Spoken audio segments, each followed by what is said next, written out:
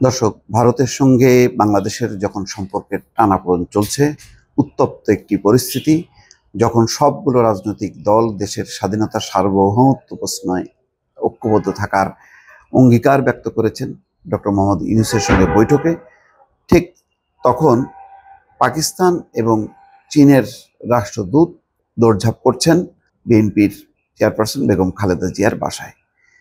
এটি খুবই সিগনিফিক্যান্ট যে কেন চীন এবং পাকিস্তানের রাষ্ট্রদূত তৎপর হলেন। যদিও খবর হচ্ছে পুরোটাই সৌজন্য সাক্ষাৎ, কিন্তু সবাই জানেন যে এই সৌজন্য সাক্ষাৎকার আড়ালে রাজনীতি আছে এবং সেটাই সঙ্গত। ভারতের এই আচরণ স্বাভাবিকভাবে অন্য প্রতিবেশী দেশ যারা একটু দূরে অবস্থান করছেন, কিন্তু যারা এশিয়ার অন্যতম শক্তির দেশ, তারা এই সুযোগটা নেবে, এটাই স্বাভাবিক। হয়তো ভারত যত দূরে সরে যাচ্ছে, ভারত যত চাপ সৃষ্টি করছে, তত বেশি কাছে আসার চেষ্টা করছে চীন এবং পাকিস্তান।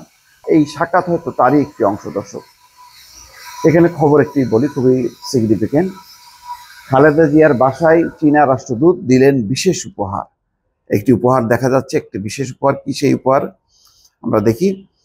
বুধবার সন্ধ্যা 7:30টায় রাজধানীর গুলশানে চেয়ারপারসনের বাসভবন ফিরোজায় রাষ্ট্রদূতের পতাকাবাহী গাড়ি প্রবেশ করে। সোয়া ঘণ্টাব্যাপী এই সাক্ষাৎ অনুষ্ঠিত হয়। খেয়াল করেন, সৌজন্য সাক্ষাৎ, তার লেন্থ হচ্ছে সোয়া ঘণ্টা। সাক্ষাতের সময় বিএনপির স্থায়ী কমিটির সদস্য অধ্যাপক ডাক্তার AJM জাহিদ হোসেন এবং ভাইস চেয়ারম্যান আলতাফ হোসেন চৌধুরী উপস্থিত ছিলেন। সাক্ষাৎকালে খালেদা জিয়াকে চীনের ঐতিহ্যের চিত্র দেয়াল টাঙানো ব্যানার উপহার দেন রাষ্ট্রদূত। বিএনপির মিডিয়া সেলের সদস্য সাইদুল কবির খান এই তথ্য জানান। ছাত্র জনতার আন্দোলনে গত 5ই আগস্ট শেখ হাসিনা সরকারের পতনের পর পরদিন নির্বাহী আদেশে মুক্তি পেয়েছিলেন বেগম খালেদা জিয়া। এরপর গত 5ই সেপ্টেম্বর ব্রিটিশ হাইকমিশনার সারাকুক, 25শে নভেম্বর সৌদি রাষ্ট্রদূত ইসা ইউসুফ সাই আল দুহাইলান আসেন এবং 3রা December high commissioner Syed Ahmed Farooq BNP chairperson সাথে সাক্ষাৎ করতে ফিরোজায় এসেছিলেন। দর্শক, খেয়াল করেন, এর মধ্যে কিন্তু সৌদি রাষ্ট্রদূত তাকে উমরা হজের জন্য দাওয়াত দিয়েছেন। সেখানে রাষ্ট্রীয় মর্যাদা পাবেন যখন বেগম খালেদা জিয়া উমরা করতে যাবেন। সম্ভবত 12 বা 13 ডিসেম্বর যাবেন এবং সেখান থেকে উমরা শেষ করে তিনি লন্ডনে যাবেন। তো পুরো বিষয়টা সৌদি সরকার দেখভাল করছেন এবং তার রাষ্ট্রদূতকে বেগম খালেদা জিয়ার কাছে পাঠিয়েছে। গুরুত্বপূর্ণ বিষয় হলো এই যে বিশেষ উপহার দেয়া, সোয়া ঘন্টা চীনের রাষ্ট্রদূত বেগম খালেদা জিয়ার বাসায় থাকা, এটা খুবই সিগনিফিক্যান্ট। অন্যদিকে আরও গুরুত্বপূর্ণ সেটি হচ্ছে খালেদা জিয়ার সাথে পাকিস্তানের হাই কমিশনারের সাক্ষাৎ। এখানে খবরে বলা হচ্ছে যে বিএনপি চেয়ারপারসন খালেদা জিয়ার সঙ্গে সাক্ষাৎ করেছেন পাকিস্তানের হাই কমিশনার সৈয়দ আহমেদ ফারুক মঙ্গলবার। দেখেন, মঙ্গলবার এসছেন পাকিস্তানের হাই কমিশনার, আর বুধবার চীন। মানে পরপর 2 দিন দুটি গুরুত্বপূর্ণ দেশ, যেই দুটি গুরুত্বপূর্ণ দেশ হচ্ছে চিরবৈরী ভারতের, সেই দুটি দেশের প্রতিনিধি এসে বেগম খালেদা জিয়ার সঙ্গে সাক্ষাৎ করছেন পরিবর্তিত রাজনৈতিক প্রেক্ষাপটে। সাক্ষাতের সময় যথারীতি AJM জাহিদ হোসেন এবং বিএনপির সাংগঠনিক সম্পাদক শামা ওবায়দ উপস্থিত ছিলেন। পরে জাহিদ হোসেন বলেন, পাকিস্তানের হাইকমিশনার ম্যাডামের সাথে কুশল বিনিময় করেন, ওনার স্বাস্থ্যের খোঁজখবর নিয়েছেন।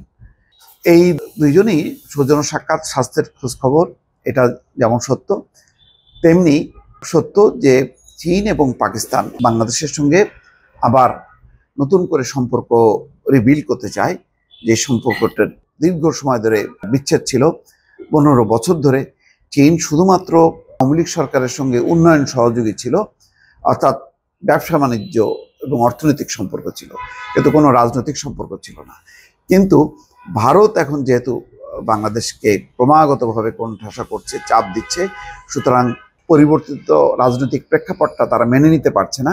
সেই মেনে নিতে না পারার কারণে যেই ব্যবধান, এবং সাম্প্রতিক সময় ভারত যে অব্যাহতভাবে নানা রকম বিদ্বেষপূর্ণ আচরণ করছে, বাংলাদেশের স্বাধীনতা সার্বভৌমত্বের প্রতি হুমকি স্বরূপ বেশ কিছু কর্মকাণ্ড করছে, তার ফলে কিন্তু বাংলাদেশের দরকার নতুন বন্ধু, এবং অবশ্যই সেটা শক্তিশালী হবে।